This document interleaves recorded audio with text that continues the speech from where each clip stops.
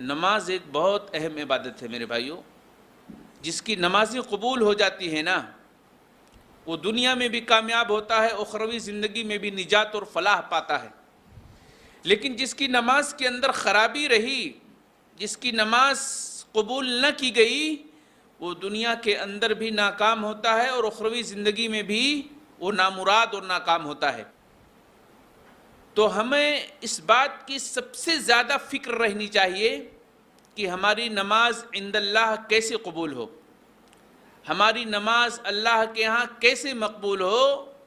اس کی سب سے زیادہ ہمیں فکر ہونی چاہیے.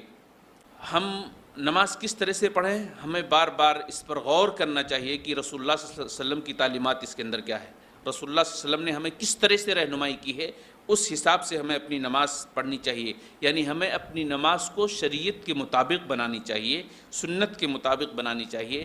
اپنے اعتبار سے نماز نہیں پڑھنی چاہیے، اپنے مسلک کے اعتبار سے نماز نہیں پڑھنی چاہیے، اپنے سماج اور اپنے ماحول کے اعتبار سے نماز نہیں پڑھنی چاہیے. لیکن بدقسمتی سے ہم دیکھتے ہیں کہ آج پورا سماج اور پورا معاشرہ، دنیا کے ہر کونے اور ہر خطے میں لوگ اپنے اپنے مسلک کے اعتبار سے نماز پڑھتے ہیں، اپنے اپنے ماحول کے اعتبار سے نماز پڑھتے ہیں. حالانکہ نماز شریعت کے مطابق ہونی چاہیے، اپنے مسلک کے اعتبار سے نماز نہیں ہونی چاہیے.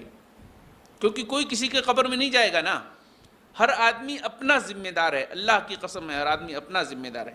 خود قبر میں تنہا جائے گا اور خود اس سے سوال و جواب تنہا ہوگا، کوئی اس کا ساتھی نہیں ہوگا، کوئی اس کا مددگار نہیں ہوگا. اس لیے ہر انسان کو اپنی فکر کرنی چاہیے. اللہ نے جو عقل دی ہے، جو صلاحیت دی ہے سوچنے کی، سمجھنے کی، اسے استعمال کرنا چاہیے. یہ نہیں دیکھنا چاہیے کہ ہمارے بڑوں نے یہ کہہ دیا ہے، ہمارے بزرگوں نے یہ کہہ دیا ہے، ہمارے مسلک میں یہ ہے. ایسا نہیں سوچنا چاہیے کبھی بھی، اس لیے کہ مسلک آپ کے ساتھ میں نہیں جائے گا، آپ کا بڑا آپ کے ساتھ میں نہیں جائے گا، آپ کا بزرگ آپ کے ساتھ میں نہیں جائے گا، بلکہ آپ کے ساتھ آپ کا عمل ہی صرف جائے گا. اور وہی عمل آپ کے لیے فائدہ مند ہوگا جو شریعت کے مطابق ادا کیا گیا ہو. حضرت مالک بن حویرث رضی اللہ تعالیٰ عنہ بیان کرتے ہیں کہ ہم چند نوجوان رسول اللہ صلی اللہ علیہ وسلم کی خدمت میں حاضر ہوئے اور ہم نے 20 راتیں آپ کے پاس قیام کی. پھر آپ کو یہ گمان ہوا کہ جیسے ہمیں اپنے گھر والوں کو یاد آ رہی ہے، گھر والوں سے ملنے کا شوق جیسا ہم رکھتے ہیں، ایسا آپ علیہ الصلوۃ والسلام کو احساس ہوا. چنانچہ آپ نے ہم سے ہمارے گھر والوں کے بارے میں معلومات لی، تو پھر ہم نے سب کچھ بتا دیا. اور چونکہ آپ بڑے نرم اور رحم دل والے تھے، اس لیے آپ نے فرمایا کہ ٹھیک ہے اپنے گھروں کو چلے جاؤ. لیکن جاتے وقت کیا کہا رسول اللہ صلی اللہ علیہ وسلم نے؟ ان لوگوں کو جمع کر کے کیا کہا؟ 20 نوجوانوں کو کیا کہا؟ دیکھیں آپ غور کریں. ارجعوا الی اہلیکم، تم تمہارے گھروں کو چلے جاؤ، تم تمہارے گھروں کو چلے جاؤ. فعلموہم وامروہم، تم ان کو تعلیم دو، پھر انہیں تعلیم دو اور میرے احکامات ان تک پہنچا دو.